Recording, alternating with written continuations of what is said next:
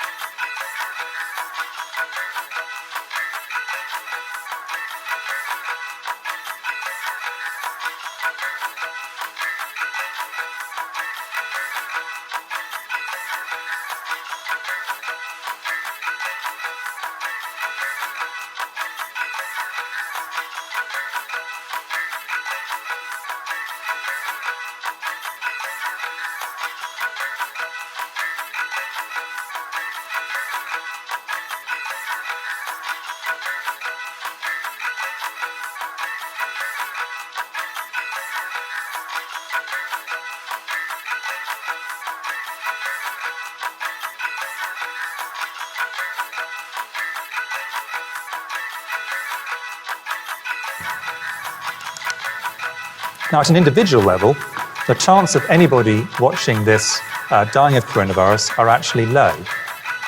Over the whole epidemic, even if we have no vaccine, a high proportion of people will not get this. Of those who do get it, a significant proportion, the exact number is not yet clear, but it's certainly a significant proportion, have no symptoms at all. They get it without even realizing it. Of those who do get symptoms, the great majority, probably around 80%, depends on a number of factors we'll go on to, have a mild or moderate disease, which is sufficient that they would want to go to bed and feel unwell in some cases. Some cases they can actually just carry on doing their ordinary activity, although we ask them not to, but they don't actually need to go to the doctor or medical services, and they make a full recovery. A minority have to go to hospital, but most of these actually, the principal thing they need is oxygen, and the great majority of those will go on just to survive. And then a minority have very severe disease, may need ventilation, and of those, some sadly die with current treatment. But, important to stress, even in the most high-risk group, the majority of people who actually get this infection do not die. For days, shoppers have been urged not to stockpile, but it seems like these filmed this morning are anything to go by. The message isn't getting through. Items like toilet roll, hand sanitizer and pasta are now increasingly hard to come by as coronavirus-linked panic buying continues. We had such a complacent attitude to this that while other countries were locking down and preparing properly, we were sending hundreds of thousands of people out to the Cheltenham Festival, out to football matches, out to pop concerts. That's why we're so badly prepared, because we spent weeks refusing to accept the severity of this crisis.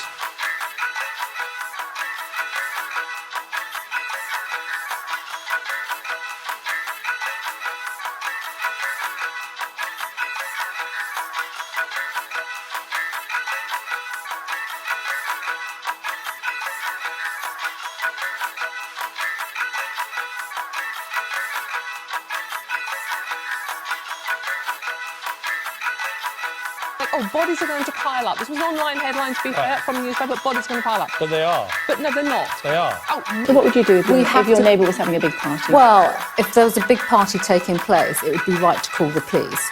It is very clear that, governments have said people, gatherings, gatherings of 30 or more people, anyone that has effectively defined the rules, they will be helping to spread coronavirus.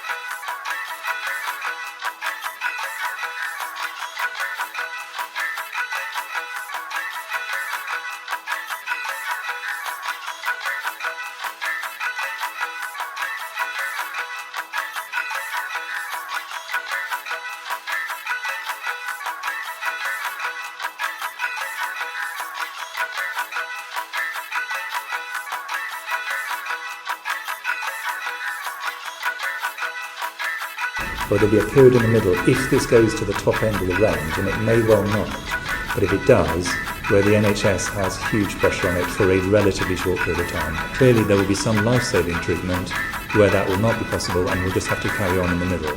But very large numbers of things can, in reality, be flexed either way with relatively little impact on people's health. Data now shows the highest number of detected infections of coronavirus is in young adults. A leading epidemiologist said today she believes the country is at a critical moment in controlling the spread of the virus.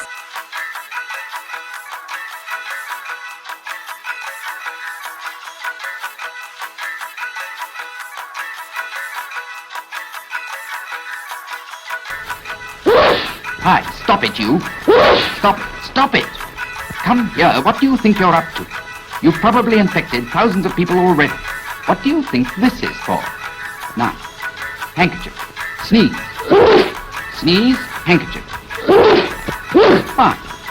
Now you can carry on.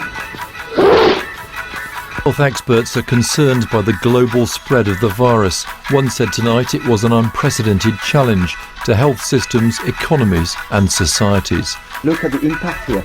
We have run out of paracetamol. We've got a couple of soluble paracetamol left over. The Calpol is getting completely depleted, and the rest of the shop looks like we've been looted.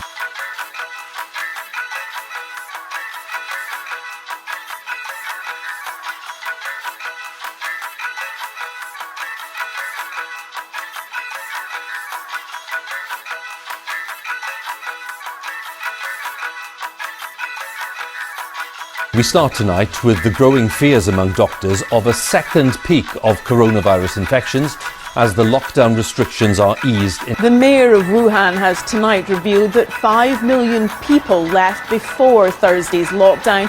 That's almost half of the city's population, and millions of people who will have travelled across China and around the world, potentially carrying a virus which is extremely contagious and proving difficult to contain.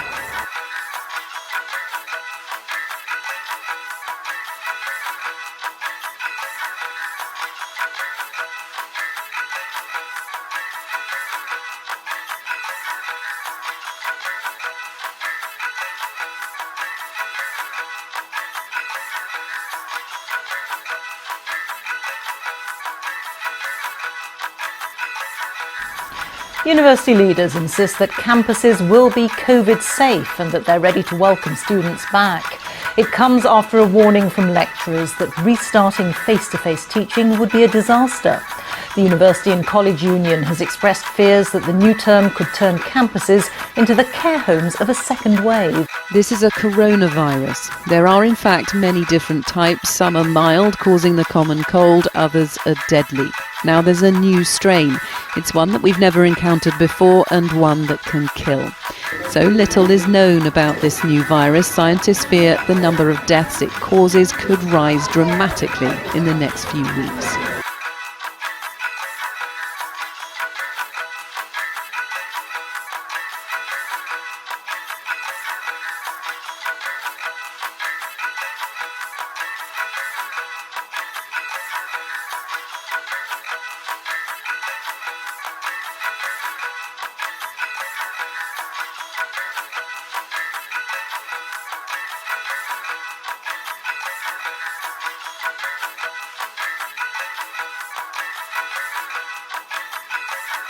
It is in almost every country now.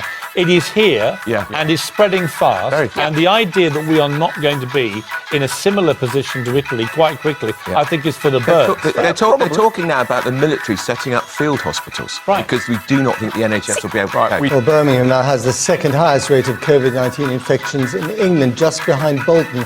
Households in the UK's second largest city have been banned from mixing, with new restrictions coming into force there and in neighbouring Sandwell and Solihull on Tuesday.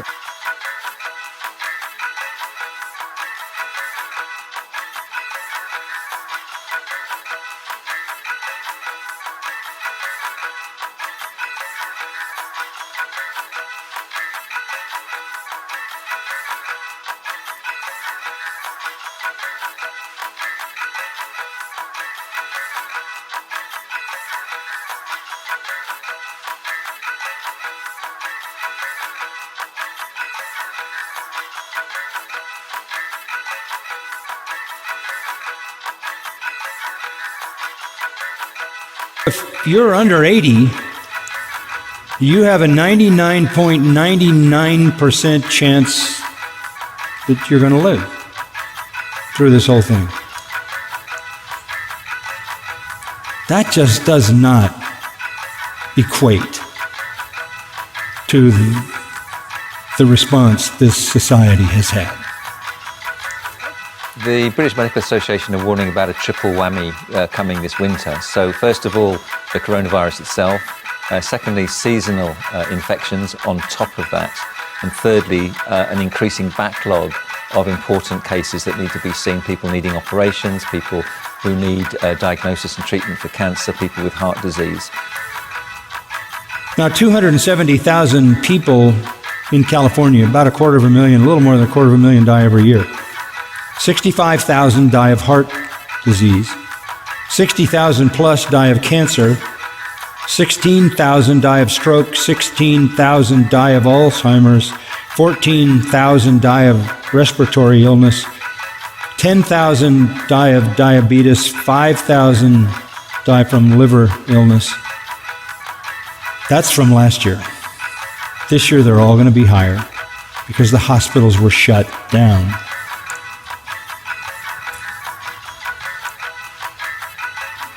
How could they close the hospitals when these people are in jeopardy? The last week we had records for the excess was approaching 12,000 deaths, of which I would suggest between 8,000 and 9,000 were COVID, and then the rest were what we call indirect deaths. Those could be, for example, people who would normally have gone into hospital for some reason, but the beds were not available.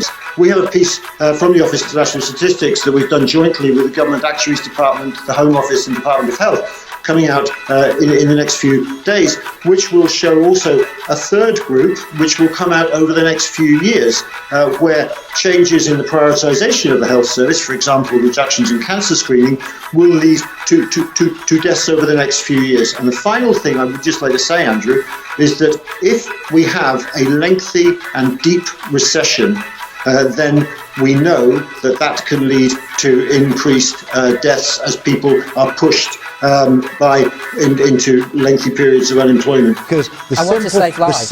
No, you don't want to save lives. I do actually want to save lives. No, because John. we're killing. You just want to let the virus rip through the population. No, absolutely not. We're killing people with cancer. We're killing young people with cancer to protect young people who won't die of this virus. We absolutely need to protect the aged, the infirm. I've been saying that for 6 months.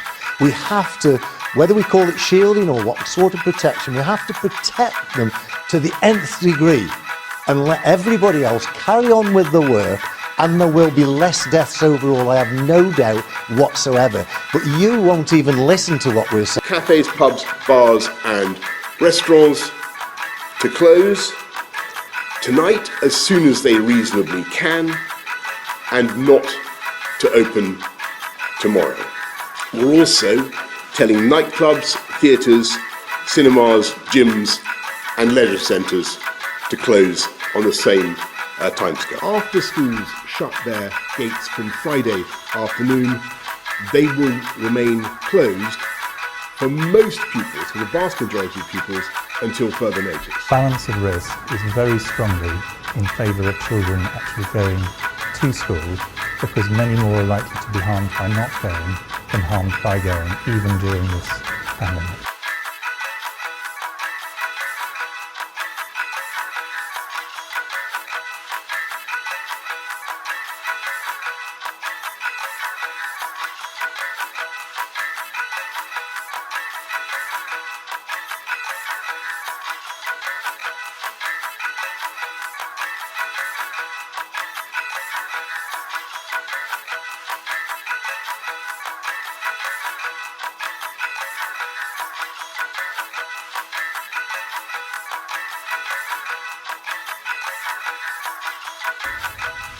From this evening, I must give the British people a very simple instruction. You must stay at home. Now is the time for everyone to stop non-essential contact with others and to stop all unnecessary travel. we need people to start working from home where they possibly can.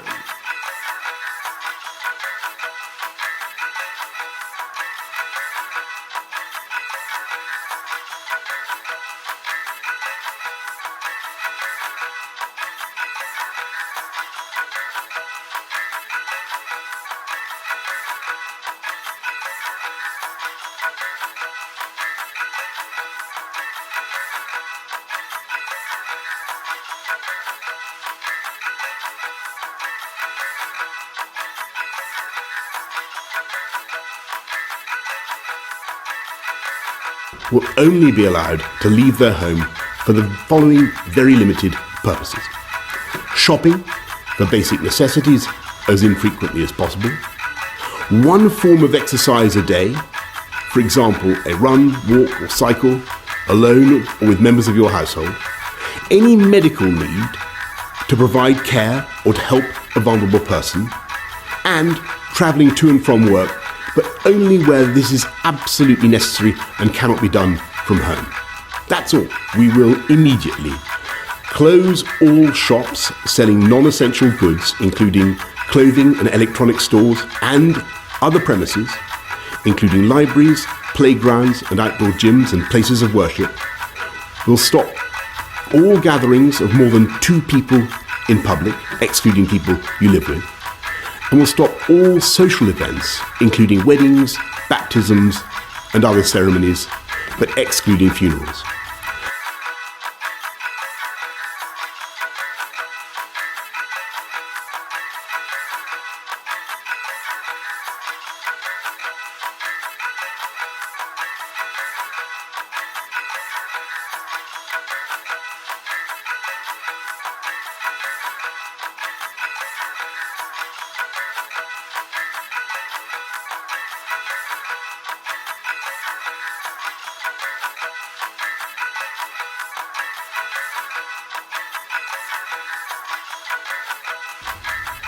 If you don't follow the rules, the police will have the powers to enforce them, including through fines and dispersing gatherings.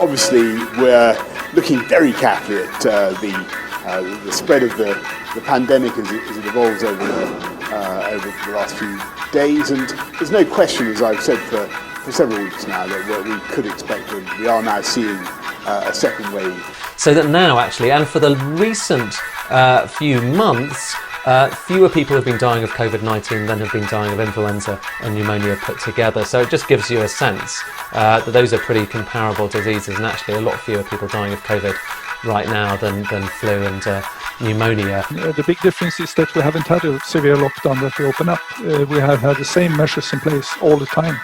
Sustainable measures, we believe, even if the population is getting slightly tired also in Sweden. But having the same measures in time gives a bit more stability to the development. And I hope, and I think that's what we are seeing right now. So just to be clear, in layman's language, is it broadly your case that because you don't really have people coming out of it, you didn't have people coming out of lockdown, because you weren't really in lockdown, you had some restrictions, of course, not the kind of lockdown Britain or France or Spain had, that because of that, you might be able to avoid the kind of second wave we're seeing in other countries? Yeah, we sincerely hope that. I think we have reasonable reasons to hope for that.